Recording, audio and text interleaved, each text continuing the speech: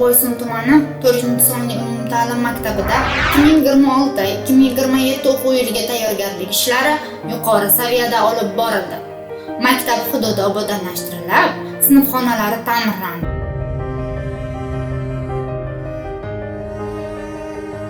Hamda o'quvchilar uchun barcha zarur shart-sharoitlar yaratildi.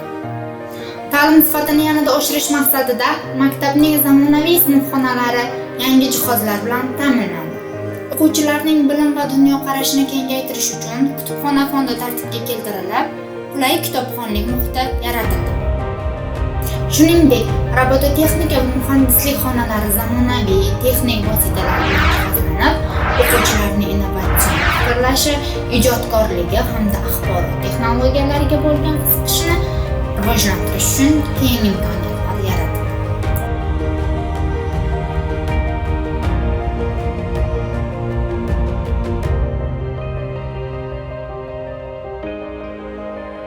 Maktab sport zali ham yangi o'quv yiliga tayyor holatga keltirilib, o'quvchilarning jismoniy tarbiya va sport bilan muntazam shug'ullanishlari uchun barcha qulayliklar yaratildi.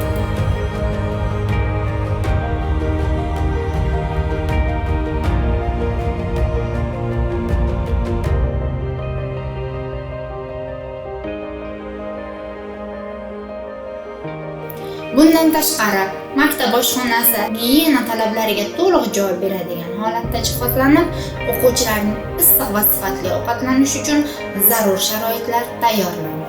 Maktab hududida obodonlashtirish va ko'kalamzorlashtirish ishlari ham amalga oshirilib, atrof muhit yanada fayzli va ozoda ko'rinishga keltirildi.